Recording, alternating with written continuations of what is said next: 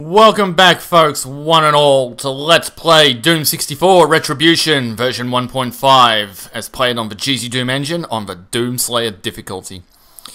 I'm the Wolf Arok, and this is the first secret map, level 32, Hectic.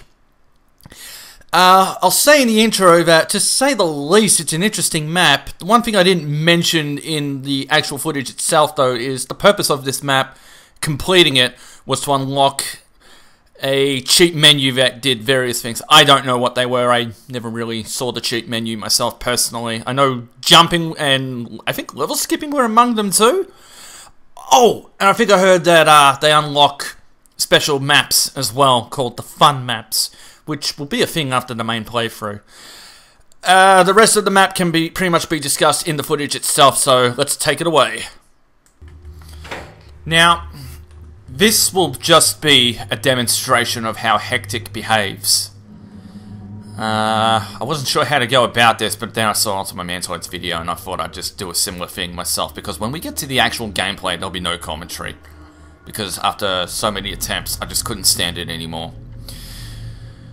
So, I'm not going to fully demonstrate them at length, I'm just going to talk about them. We have a Soul Sphere. Now, you cannot grab the Soul Sphere, because if you do, you'll be trapped inside the chamber that you picked it up in, and a crusher will gradually make its way towards you and squish you inside. You'll get to see your life flash before your eyes, before dead. We also have a blue armor. If you walk in there, you're just straight up dead. You know, camera pans out, you die, the end. I found out one thing from him after the fact of the matter that I didn't know about, but this green armor also has a crusher, but if you make your way over to this side on the right, it has a green lit panel that safely lets you step in and out. You can be just like Hawkeye and MASH. I can go in, I can go out, I can go in, I can go out. This conveyor also damages you, so don't stand on it. Now let's talk about the rooms. There are 3 keycard rooms.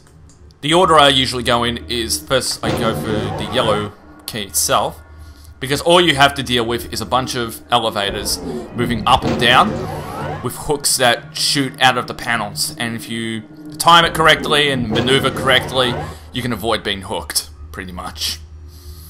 So it's the easiest of the 3 rooms. Second hardest, but not all that difficult for me on Doomslayer for the most part now, is the red key. Once you pick it up, you're just straight up ambushed by Orancetrons.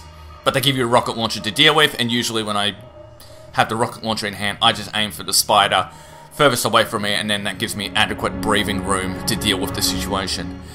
This motherfucker of a room, however, it doesn't look like much, but when you pick up the blue key, the chamber it resides in turns into a crusher. These walls pop open with Barons of Hell on my difficulty, on Doomslayer, and not only are you dealing with fighting them on a narrow ledge, their projectiles can push you, but also, and I won't have any means to demonstrate this, unfortunately, when you use the rocket launcher in Doom 64, it pushes you back just a touch. Kinda... See how I'm just gently moving backwards? It's about half that distance. Maybe a quarter, actually. Which doesn't sound like much, but on a narrow platform like this...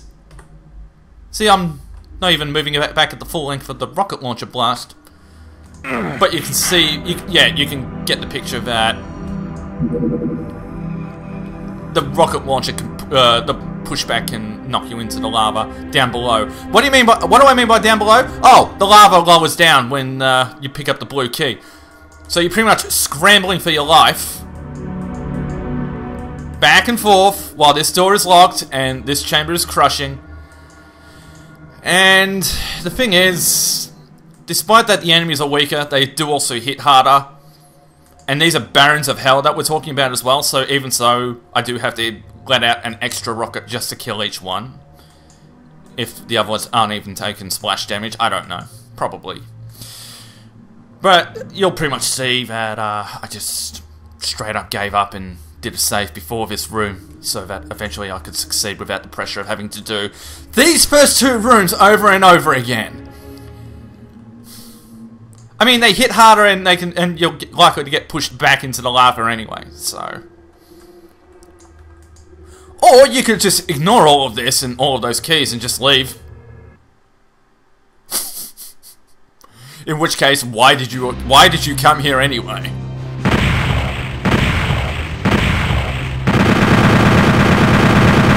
Oh, and it says 100% secrets because there's no actual official secrets in this map. Okay, let's start the actual gameplay, and then I'll talk about the map in the stats screen once again.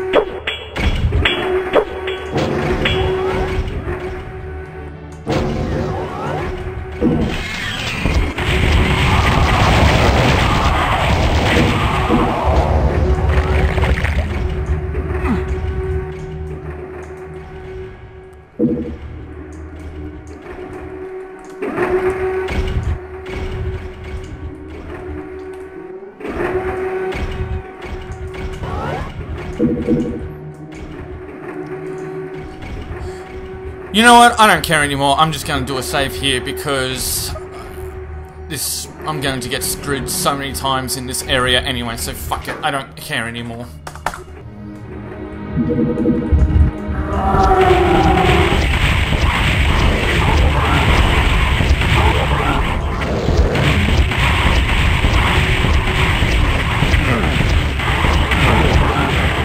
Well, that save was kind of worth it! I mean, I'm sure this area is probably not the worst on EX with standard Hell Knights, but with Barons that can hit you that much harder, forget it. I'm collecting my prize and I'm going home.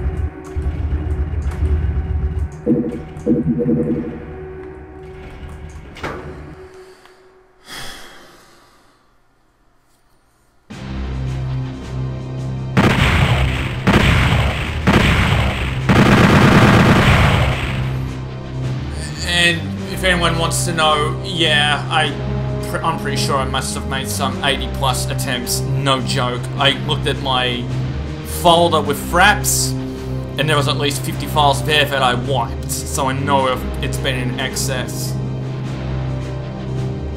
The yellow key is fine. You just walk in a straight line towards the platforms, and keep a low profile so the projectiles don't hit you. The Arachnotron room isn't actually all that bad anymore either. Just hit the one that's furthest out and kill that first, and the other two will eventually fall like dominoes. It's just that Baron of Hell room. It's normally a Hell Knight room, and you'd probably have to do up to 12 rockets in total to kill all 4 of them. But here it's probably 16. With the Barons of Hell on top of the extra damage they can do to you. I just couldn't do that lava pit room anymore, so I gave up and saved. I'm just glad to have not only the Megasphere, but we've got cells on top of that, and considering how much ammo we get out of those pickups, I'm looking forward to picking up the plasma rifle and the ammo that comes with it in a future map. As for the map itself, it's a clever idea, but for one thing, how the fuck are players supposed to be able to do that on a controller, on a console that you can't mid-save a map for?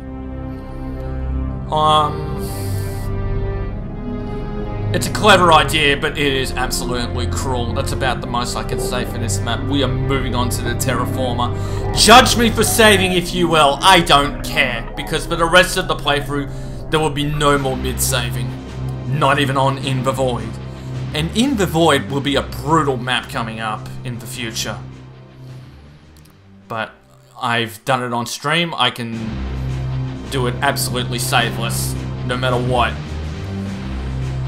Let's get out of here, guys. I don't want to see this map ever again.